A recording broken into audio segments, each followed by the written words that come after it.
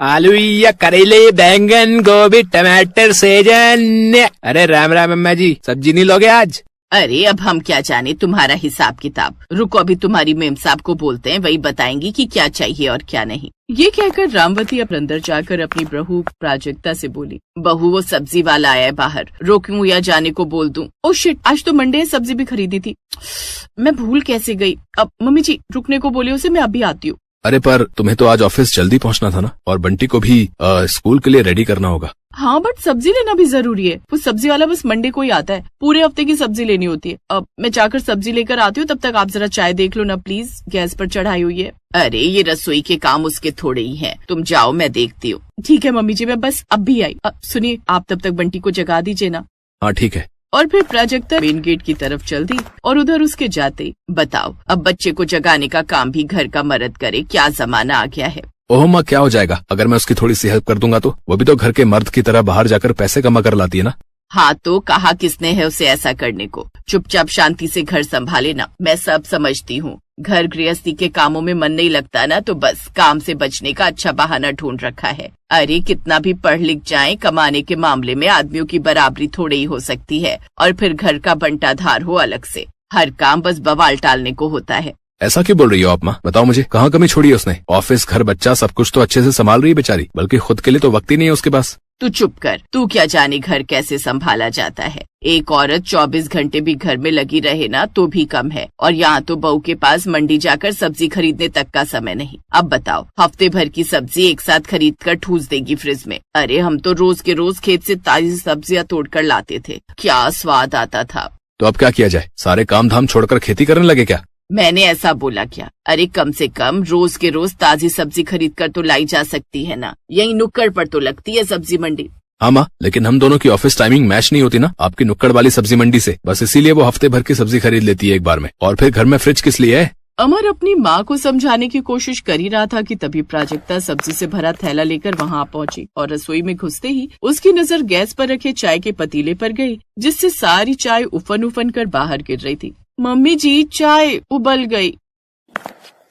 ओहो, अरे अरे, ये चाय भी ना बस 2 मिनट के लिए क्या घूमी, करम जली उफान मार गई। कोई बात नहीं मम्मी जी, होता है, अभी संतोषी आएगी तो उसे बोल दूंगी साफ करने को। अरे काम वाली के भरोसे ही घर का हर काम छोड़ोगी तब तो हो लिया। चलो हटो तुम, मैं कर देती हूँ साफ, कितनी देर लगती है। और फिर ये चाय तो पूरी काली हो गई, ये पिलाओ की अमन को। अब मैं करती हूँ मम्मी जी। रामवती को हमेशा यही लगता था कि प्राजक्ता अपनी जॉब के साथ घर को ठीक से संभाल नहीं पा रही थी, इसलिए वो हर बात पर उसे ताना मारने की वजह ढूंढ ही लेती थी। दूसरी तरफ प्राजक्ता ये सब समझते हुए भी कुछ नहीं कहती थी, क्योंकि वो अपनी सास से बहस करके घर का माहौल बिगाड़ना नहीं चाहती थी। फिर एक दिन, but sir 15 days it's impossible sir, मेरा बच्चा छोटा है और फिर ऑफिस के साथ घर भी तो मैनेज करना होता है ना सर। आई नो कि बड़ी अपॉर्चुनिटी है, but sir I am really sorry. ये कहकर प्राजक्ता ने फोन कट कर दिया। तभी उसे उदास देखकर अमर ने उससे पूछा, क्या बात है? वो एक इंटरनेशनल प्रोजेक्ट है जिसे लीड करने की जिम्मेदारी मुझे दे रहे हैं, बट उसके लिए मुझे टीम के साथ बैंगलोर जाना होगा पूरे 15 दिनों के लिए। सर बोल रहे थे कि अगर सब ठीक रहा तो मेरे प्रमोशन का भी पूरा चांस है। और तुम इतनी बड़ी अपॉर्चुनिटी मिस कर रही हो, वो भी घर मैनेज करने के लिए? तुम कुछ पागल हो क्या? मैं तुम्हारी जगह होता तो कभी ऐसा नहीं करता। और एक मिनट, ये तो तुम्हारा ड्रीम प्रोजेक्ट है ना, जिसके बारे में तुमने मुझे बताया था। हाँ ये वही प्रोजेक्ट है, बट मैं नहीं रहूंगी तो घर, बंटी का स्कूल, सब कुछ कैसे मैनेज होगा? तुम एक काम क्यों नहीं करती, संतोषी को बोल दो कुछ दिन फुल टाइम मैनेज करने को, जो भी एक्स्ट्रा चार्ज करेगी हम पे कर देंगे। ये हो सकता है, मेरे हिसाब से 10,000 में मान जाएगी वो। क्या कहा? 10,000, वो भी सिर्फ आधे महीने के लिए? हाँ तो माँ, वो घर के सारे काम भी तो करेगी ना, अपने रोज के कामों से अलग जो कुछ प्राजक्ता करती है वो भी उसे ही करना होगा। हाँ तो वो कौन से ऐसे बड़े काम हैं? घर का झाड़ू पोछा बर्तन तो पहले ही काम वाली करती है, बाकी बचता ही क्या है। फिर अब तुम लोग फालतू पैसे बर्बाद मत करो, अब मैं हूं ना, मैं कर लूंगी सब। पर मम्मी जी आप कैसे करेंगी? वैसे ही जैसे तुम्हारे आने से पहले करती थी। अरे हम में नहीं है इतना आलस, सुबह 1-1.5 घंटे में निपट जाएंगे सारे काम। लो फिर तो प्रॉब्लम ही solve. Thank you mummy ji, मैं अभी सर को कॉल करके बताती हूँ। अब पर पहले सब्जी वाले को फोन करके बोल देती हूँ, वो टाइम से घर के अंदर आकर सब्जियां दे जाया करेगा आपको। ना बिल्कुल भी नहीं, बल्कि तुम तो उसे मना ही कर दो। मैं रोज शाम को जाया करूंगी ना नुक्कड़ वाली मंडी, रोज वहाँ से एकदम ताजी और हरी सब्जियां खरीद कर लाया करूंगी। तुम जाओ, तुम अपना दफ्तर ही संभालो जाकर, वही बहुत है। और इस तरह प्राजक्ता 15 दिनों के लिए बैंगलोर निकल गई और फिर शुरू हुई उसकी सास रामवती की परेड। शुरू के 1-2 दिन तो सब ठीक चला, लेकिन फिर रामवती का हुआ सच्चाई से सामना। दादी गाजर का हलवा बना दो ना। है पर बेटा गाजर तो है नहीं, खरीद कर लानी पड़ेंगी। तो आप ले आओ ना, मेरा बहुत मन कर रहा है खाने का। अच्छा चल ठीक है, मैं लेकर आती हूँ। कुछ और खाना है तो अभी बता दे। अभी तो बस गाजर का हलवा चाहिए, बट कल टिफिन में सैंडविच बना कर देना जैसे मम्मा बनाती हैं। मुझे नहीं आता ये अटरम सटरम बनाना, मैं तो सीधा सा पराठा सब्जी बना दूंगी, ठीक है ना। पर दादी कल मेरे सारे फ्रेंड्स सैंडविच ही लाने वाले हैं। मम्मा तो हमेशा बना देती थी। कुछ नहीं करना है, फ्रिज में जितनी भी वेजीज है ना, बस उनको।